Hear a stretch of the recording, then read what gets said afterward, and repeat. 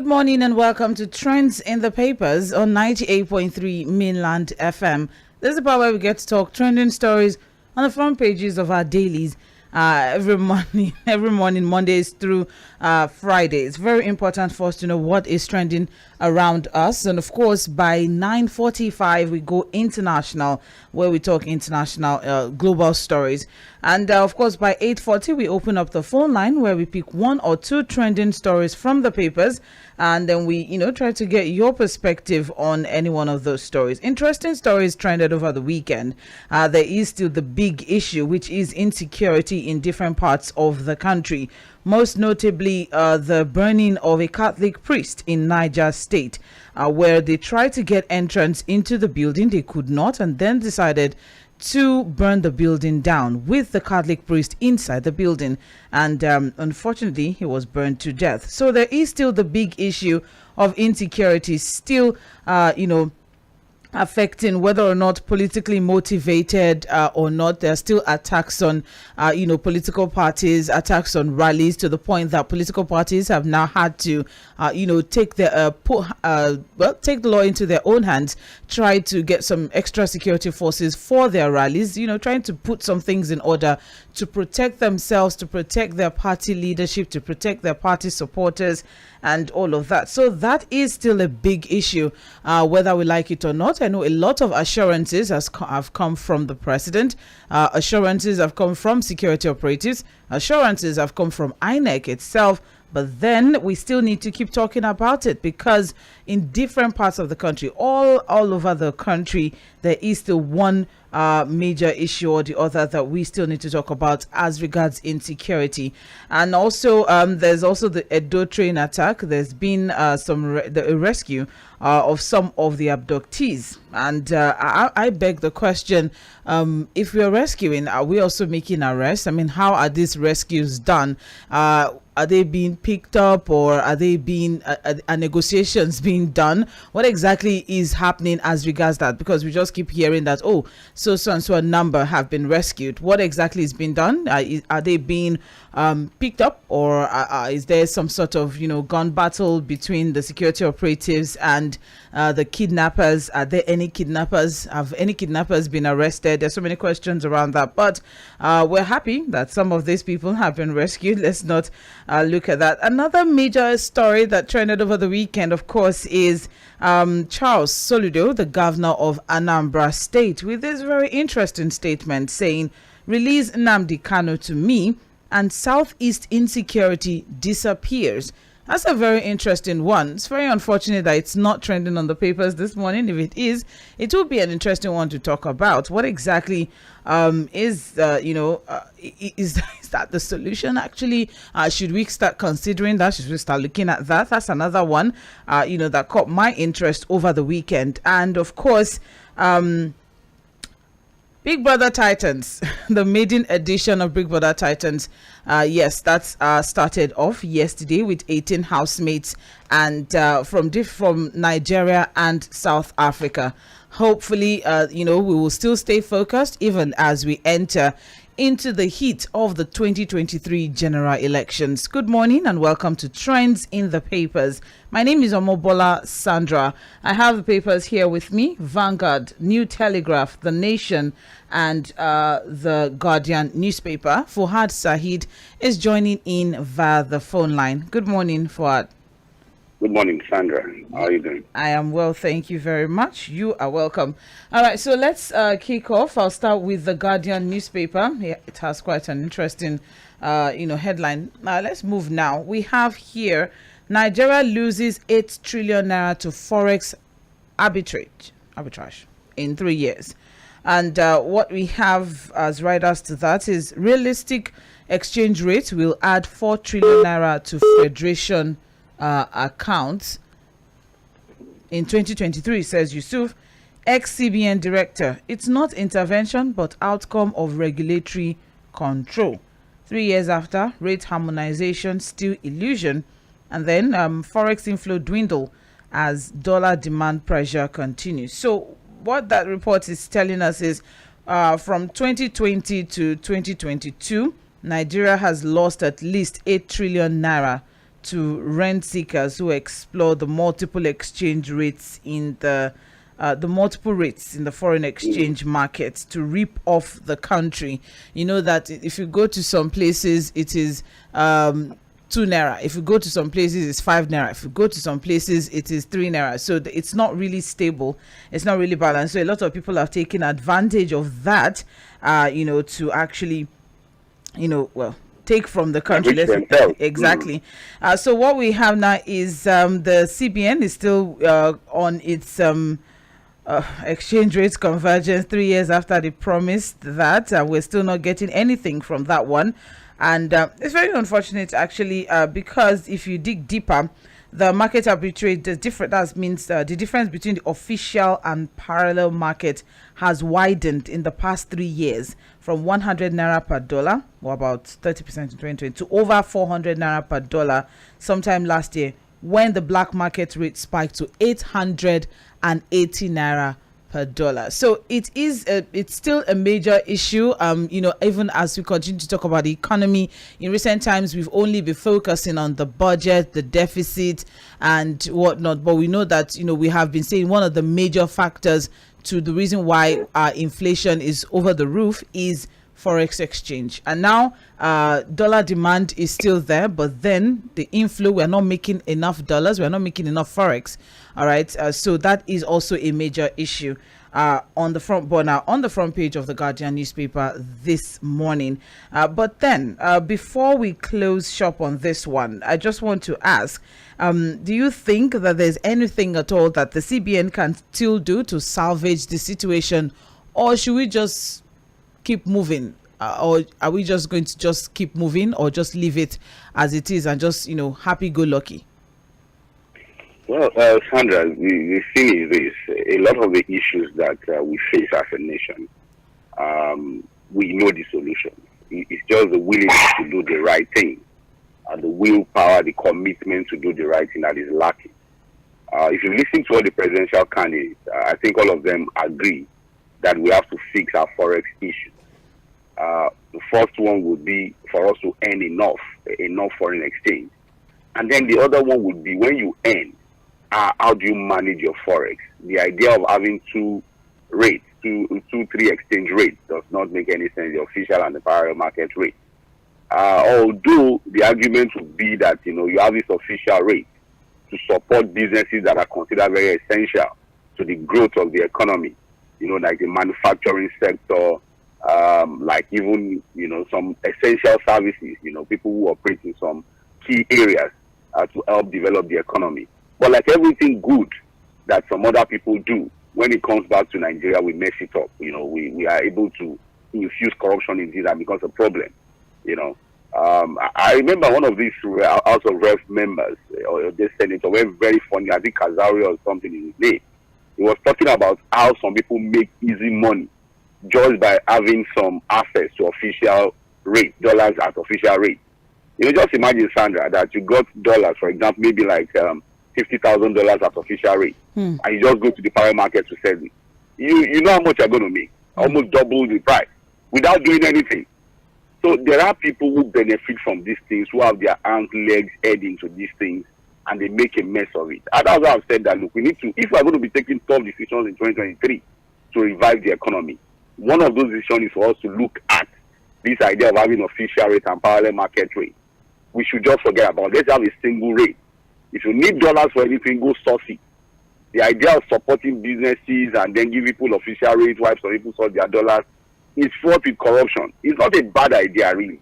But the idea is that anything good that comes here, people have a way of messing it up with corruption. So we should just forget about these things. I've also mentioned it one time that, look, the idea of BTAs too. If you want to travel, go and source for your dollars somewhere else. The idea of banks giving out BTAs and all of these things does not make sense again. Because we don't even have enough dollars anyway. So why do we have to give BTAs? If you have enough money to travel, go source your dollars. The same thing with other areas. People are going to school abroad. They are giving them money. Look, the idea of all of those things must stop.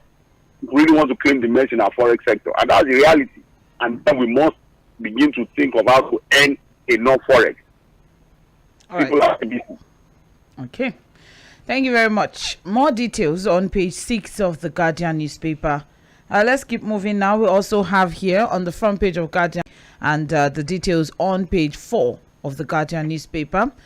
Just a very quick spotlight on that one. Aside from remembering our armed forces, or having a special day to celebrate them and whatnot, what about welfare packages for their families? And yes, their families, their children. Are there any scholarship packages? Yes.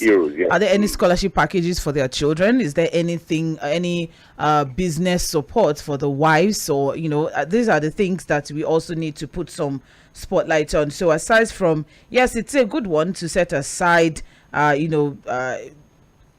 day to celebrate the armed forces, but then what of people who lose their lives in the line of duty? What are the welfare packages that are set aside for their family members? That's just one thing I would like to bring some sort of spotlight on.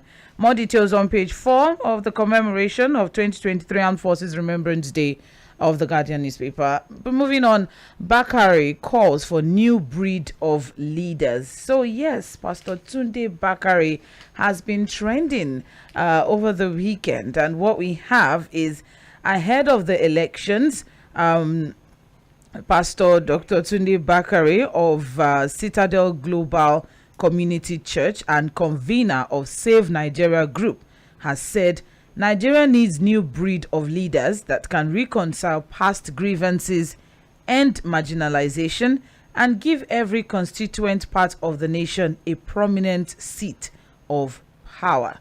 And he made this in his yearly State of the Nation address delivered at his church. Let's not forget that Pastor Tunde Bakare was once a running mate to Muhammadu Buhari on the platform of the defunct CPC. Forgotten what CPC means now. I think it's progressive change. Yes. In 2011. In 2011. Okay, so he has called on Nigerians to reject transactional politics. All right, but what would you say of that statement? From someone who let's say is part of the system, because he was an aspirant under the APC. He went for presidency. He was in the primaries, in the APC primaries last year. I remember very well, his manifesto. We watched his manifesto. For someone who is also a part of, the system and whatnot, what would you say as regards Dr. Tunde Bakare's statement? Well, nothing to say. I think whatever he's saying is within his right, and I think it's based on what he sees as solutions. One of the solutions to too many problems as a country.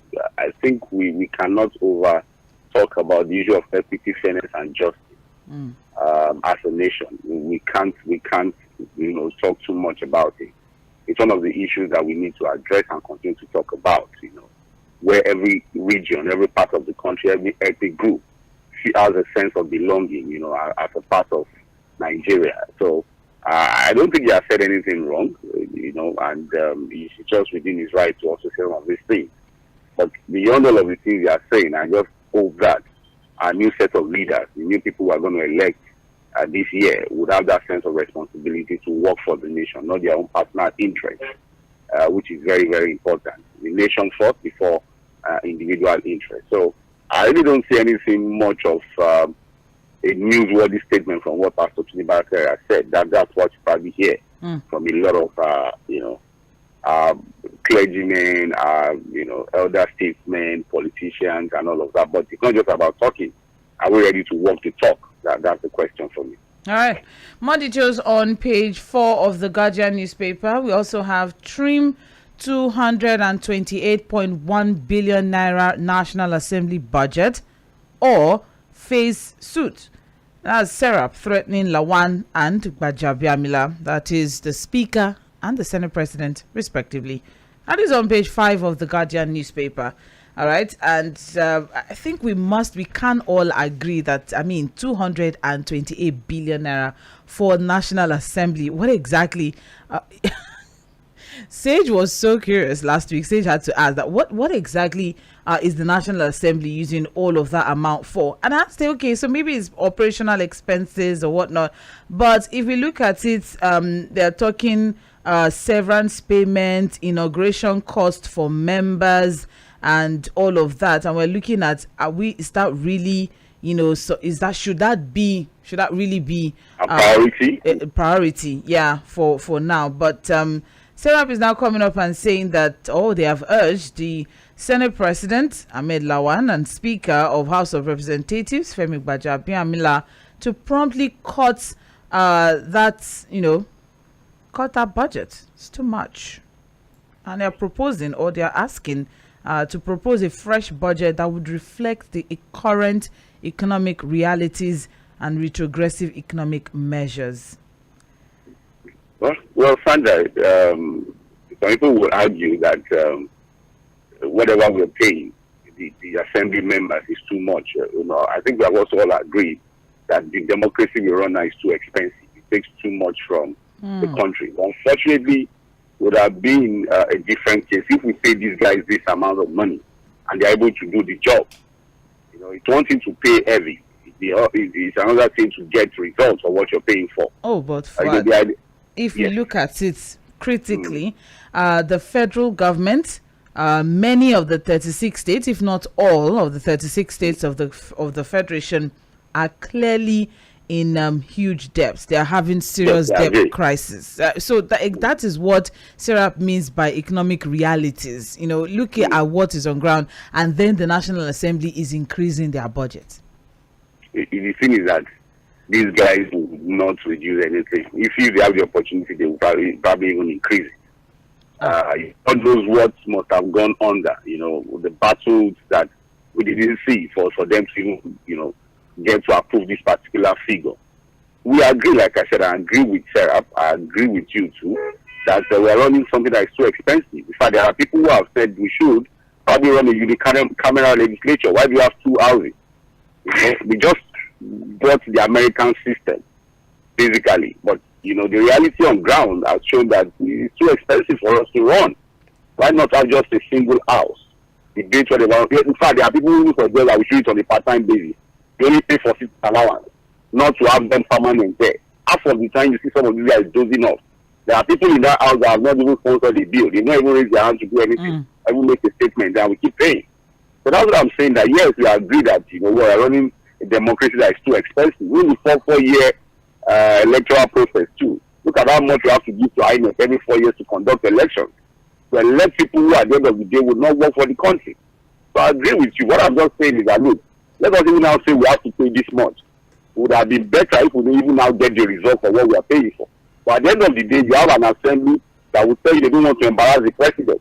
You have an assembly where, bills are not passed easily, where all of the things they do about are mostly for selfish interest, not even for national interest. That's the unfortunate thing. Thank you very much, because I was going to read a part of the letter from Serap saying that, opening quote now, rather than exercising its oversight functions to check the persistent borrowing of President Muhammadu Buhari and scrutinizing the apparently unlawful overdraft and loans obtained by the federal government from the CBN, the National Assembly is increasing its own budget. It's interesting to look at it, rather than you checking what you're supposed to, you're spending too much money, you're borrowing too much money, but no, you decided to add more money to your own, your own needs. But more details on page 5 of the Guardian newspaper. Sandra, we're not in this country where 47 billion was approved for renovation of the assembly. Did it ever fall? Are they still renovating? 37 billion.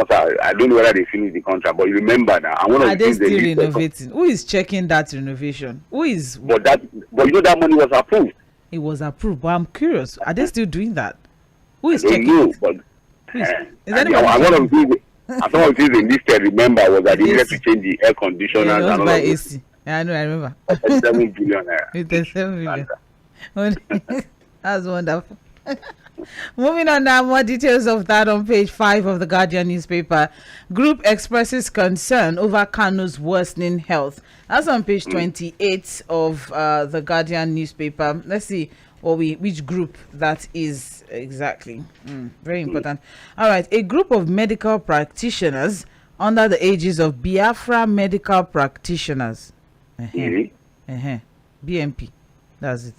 Really? Yes.